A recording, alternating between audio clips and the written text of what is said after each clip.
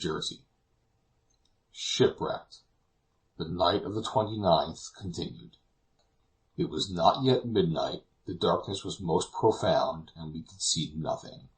But was it probable that we had stranded on the coast of America? Very shortly after the ship had thus come to a standstill, a clanking of chains was heard proceeding from her bows. "That is well," said Curtis. "Walter and the boatswain have cast both the anchors. Let us hope they will hold." Then, clinging to the netting, he clambered along the starboard side, on which the ship had heeled, as far as the flames would allow him. He clung to the holdfasts of the shrouds, and in spite of the heavy seas that dashed against the vessel, he maintained his position for a considerable time, evidently listening to some sound that had caught his ear in the midst of the tempest. In about a quarter of an hour he returned to the poop.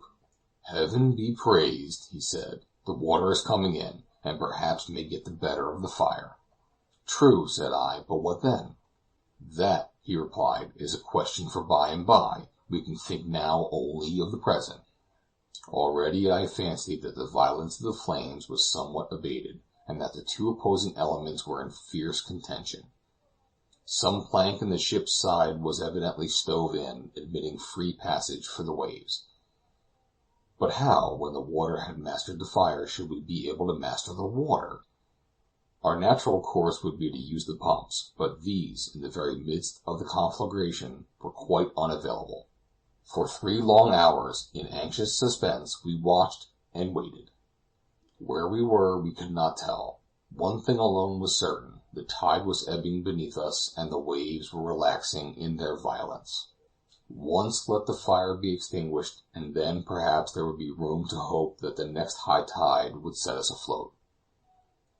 Toward 4:30 in the morning, the curtain of fire and smoke, which had shut off communication between the two extremities of the ship, became less dense, and we could faintly distinguish that party of the crew who had taken refuge in the forecastle. And before long, although it was impracticable to step upon the deck, the lieutenant and the boatswain contrived to clamber over the gunwale, along the rails, and join Curtis on the poop. Here they held a consultation, to which I was admitted. They were all of opinion that nothing could be done until daylight should give us something of an idea of our actual position. If we then found that we were near the shore, we would, weather permitting, endeavor to land, either in the boat or upon a raft. If, on the other hand, no land were in sight, and the Chancellor were ascertained to be stranded on some isolated reef, all we can do would be get her afloat and put her into condition for reaching the nearest coast. Curtis told us that it was long since he had been able to take any observation of latitude, but there was no doubt the northwest wind had driven us far to the south, and he thought, as he was ignorant of the existence of any reef in this part of the Atlantic, that it was possible that we had driven onto the coast of some portion of South America.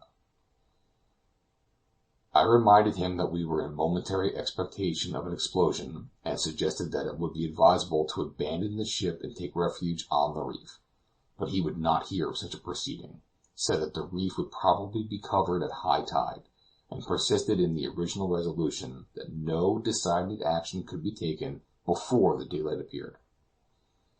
I immediately reported this decision of the captain to my fellow passengers.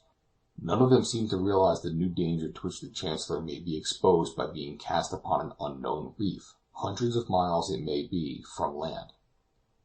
All are for the time possessed with one idea, one hope, and that is that the fire may now be quenched and the explosion averted. And certainly their hopes seem in a fair way of being fulfilled.